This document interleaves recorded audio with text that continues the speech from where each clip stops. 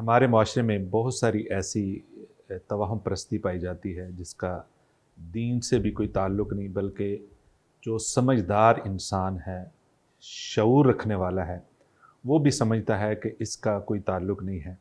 ऐसी बहुत सारी बातें जो हमने बतौर मुसलमान भी, हालांकि हम मुसलमानी का दावा करते हैं, इसके बावजूद हम इस कदर कमज़ोर अक़ीदा रखते हैं। इस हवाले से सफ़र का महीना ऐसा है जिसमें बहुत सारी बातें मशहूर हैं।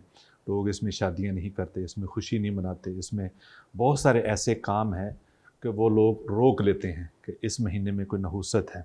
सफ़र का और जो मुआशरे में इस हवाले से, नहूसत के हवाले से बहुत सारी बातें मशहूर हैं। बहुत सारे लोग काम नहीं करते, इस वजह से मुहर्रम में भी नहीं करते।